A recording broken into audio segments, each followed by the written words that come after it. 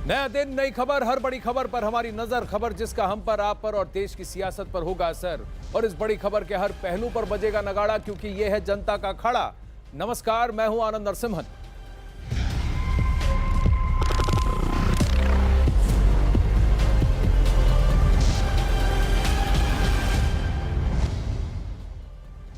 प्रधानमंत्री नरेंद्र मोदी जी की नई कैबिनेट बनकर तैयार हो चुकी है। राष्ट्रपति भवन में हुए कार्यक्रम में कल 43 मंत्रियों ने शपथ ली।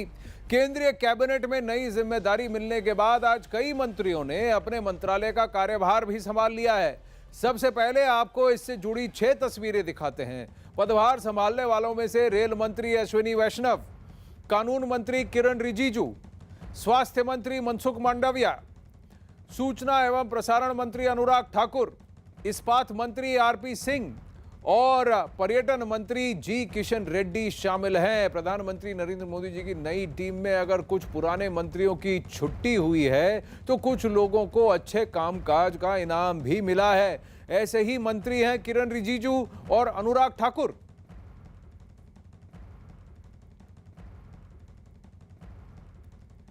किरण रिजिजू जी को प्रमोट करके कानून मंत्रालय की जिम्मेदारी सौंपी गई है।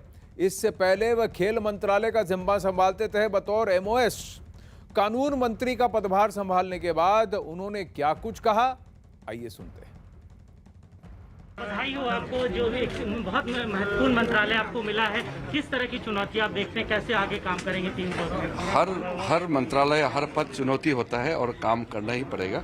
और अभी हमारा दायित्व है कि इस नए मंत्रालय को अच्छा से हम लोग संभालें और जनहित में अच्छा काम करें। सर, बहुत कम लोगों को पता है कि आपका लॉ का भी बैकग्राउंड है। किस तरह से आपको ये मदद मिलेगा आगे काम करने के लिए?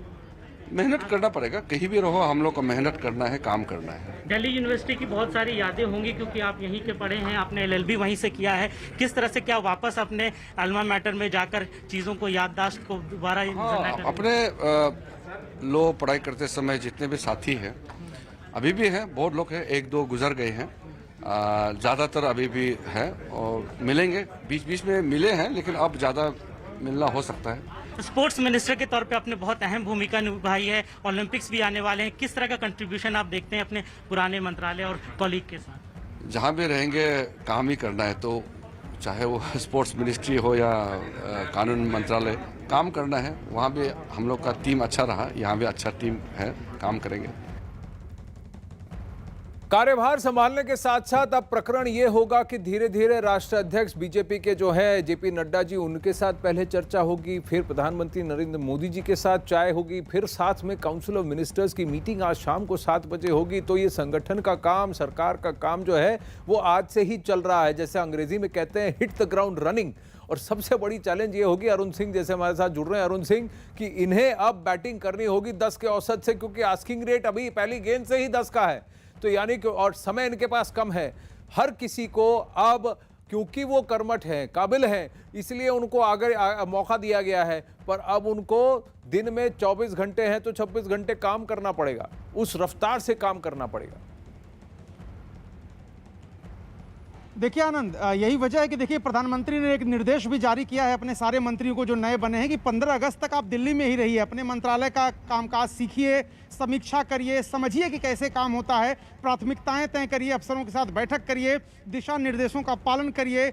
कोविड के ज़माने में आपने देखा कि पिछले 1.5 से 2 साल इस तरह से निकले हैं कि आप आर्थिक गतिविधियां ठप रही हैं, तो सरकार की योजनाओं को ज़मीन पर उतारना बहुत मुश्किल हो गया, क्योंकि जो तंत्र होता है वो उस तरह से काम नहीं कर पाया जैसे वो कर पाता है। और इसलिए सरकार जो चाहती थी, जो उसका अभिष्ट था, जो उसका लक्ष्य था, उसमें कहीं ना कहीं कमी रह जाती है, क्योंकि जब सिस्टम आपको सपोर्ट नहीं करता है, ग्राउंड पे स्थिति खराब है। आप स्वच्छ भारत अभियान की बात कर लीजिए, चाहे आप गंगा की सफाई की बात कर लीजिए, कौशल विकास की बात कर लीजिए, रोजगार की बात कर लीजिए, स्वास्थ्य की बात कर लीजिए। लेकिन जब देश में कोरोना के लिए रिस्ट्रिक्शंस इतने सारे थे, लोग हैरान परेशान थे, वैसे में सरकार की योजनाओं को अमली जामा पहुंचाना या उनकी गति, चाहे आप सड़क निर्माण की बात कर लीजिए, सारी गतिविधियां जो है उनमें सुस्ती आना स्वाभाविक है। और इसलिए चूंकि 2 साल का वक्त गुजर गया है और 2 साल बाद ही चुनाव की आहट शुरू हो जाती है, 2024 में चुनाव, 23 से ही उसका समा बनने लगता है, माहौल बनने लगता है।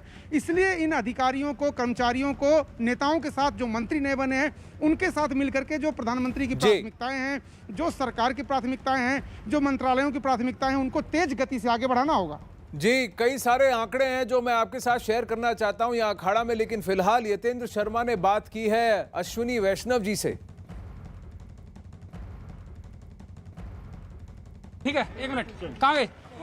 रेल मंत्री और आईटी संचार मंत्री अश्विनी वैष्णव जी, क्या प्राथमिकता रहेंगी आपकी? रेल को लेकर भी काफी समस्याएं देश में रहती हैं। मैं आपके साथ बैठूंगा डिटेल में, लेकिन देश की जनता को तो बताइए ना कि क्या प्राथमिकता क्या रहेंगी? सिर्फ पहला दिन है आपका। सेफ्टी सबसे पहली प्राथमिकता है। जी, और ट्विटर को लेकर, क्योंकि डेडलाइन निकल गई, कानून को फॉलो नहीं कर रहे हैं। देश के कानून को सबको फॉलो करना पड़ेगा।